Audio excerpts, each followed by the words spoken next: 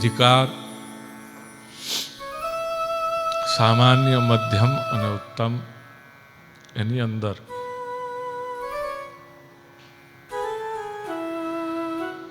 આપણને કેવલ નિર્દોષ બનીને શરણાગતિ સ્વીકારવાનું કહે છે. અને જેવું શરણાગતિ કરીએ છીએ એટલે ભગવાન બે કામ કરે છે, આપણને પોતાના બે ચરણ આપણા હાથમાં થમાવી દે છે.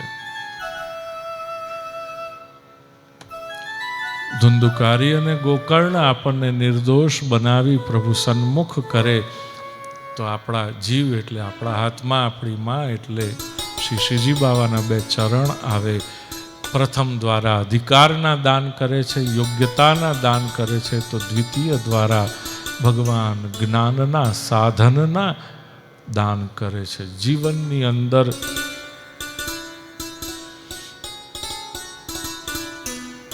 આપણું આ સંસારને પાર કરવાનું જો કોઈ સાધન હોય તો એ એક જ છે. સાધન એટલે ભગવાનની લીલા.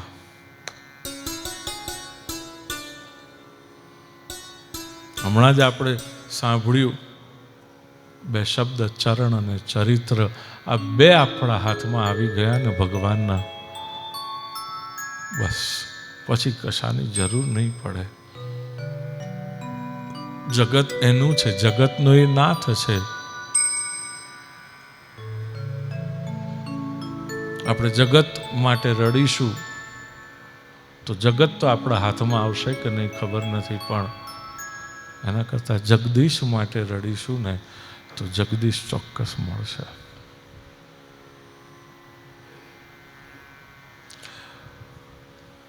પ્રથમમાં યોગ્યતાના દાન કર્યા, દ્વિતીયની અંદર સાધન લીલા એટલે કે જ્ઞાન લીલા. જ્ઞાન કયું છે?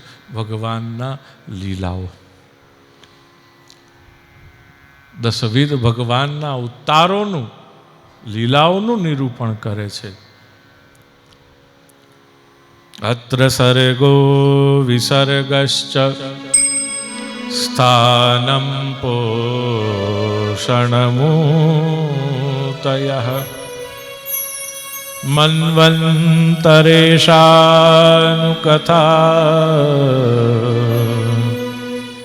નિરોધો મુક્તિરાશ્રયઃ.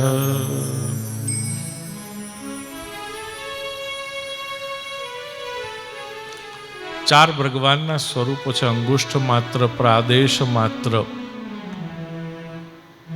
ઘણાના ઘરે જોતા હોઈએ છીએ આપણે, કોઈ ચિત્રજી સ્વરૂપે કે કોઈ મૂર્તિ સ્વરૂપે કે કઈ લાલનનું સ્વરૂપ હોય. અંગુષ્ઠ માત્ર, પ્રાદેશ માત્ર. ત્રીજું જોઈએ છે પુરુષાકાર. દેવાલયોમાં જે જોઈએ છે 5, 5.5, 5.25 ફૂટના પુરુષાકાર. ચોથું ભગવાનનું સ્વરૂપ આપણને સમજાવે છે અહીંયા આગળ.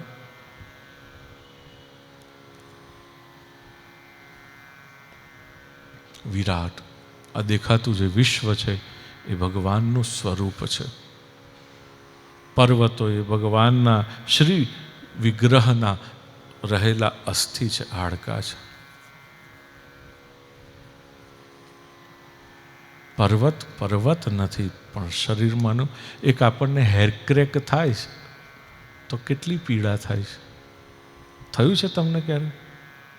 હેરક્રેક જેટલું ફ્રેક્ચર, નાનકડું હેર, પતલા માથાના વાળ જેટલું કામ, તો કેટલી પીડા થાય છે. તો આપણે તો પર્વતોના પર્વતો ગાયબ કરી નાખીએ છીએ.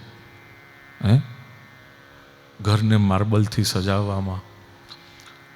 ડોંગરે મહારાજ એના ઘરે નહોતા જતા જેનું ઘર માર્બલથી બનેલું હોય. કેમ? તો કે ભગવાનના હાડકાને કાપી અને એ પોતાના ઘરને સજાવે છે. એ ભગવાનનો ભક્ત કેવી રીતે કહેવાય? પોતાને ભગવાનનો ભક્ત કઈ રીતે કેવડાવી શકે? શું સમજે છે એ પોતાને? એવાન ઘરે મારાથી પગ કેમ મુકાય? ઘણા સંતોએ પોતાના જીવ આપી દીધા. હજી પણ ઘણા સંતો છે જે એના માટે લડે છે. આખી એક સાયકલ છે જે ઇન્ટરડિપેન્ડન્ટ છે. જેમ શરીરની અંદરના અવયવો એકબીજા ઉપર જેમ આધારિત છે, એમ આપણું જે આખું અસ્તિત્વ છે એ સહ અસ્તિત્વ જે ધરાવે છે પ્રકૃતિ સાથેનું, ઇન્ટરડિપેન્ડન્ટ છે આપણું અસ્તિત્વ, એક્ઝિસ્ટન્સ સાયકલ. પર્વતો ગયા એટલે વૃક્ષો પણ ગયા, વૃક્ષ ગયા એટલે નદી નાળા પણ ગયા, એ ગયા એટલે પક્ષીઓ પણ ગયા. અને આ બધું ગયું, પક્ષી જળ જંતુ આ તે બધું જ એ ગયું. એટલે ખેતીઓ પણ ગઈ આપણી. એ હતા તો ખેતીની અંદર નેચરલી પેસ્ટિસાઇડ થઈ જતું હતું, એને બદલે હવે આર્ટિફિશિયલ નાખીને જ્યારથી આ પેલું ખાતર ફર્ટિલાઇઝરનું નાખીને ખાતા થયા ત્યારથી ઢીચણના દુખાવા થયા. દર ગલીને નાકે ઢીચણ બદલવાના ડૉક્ટર ઊભા થયા. પહેલાં હતા ના.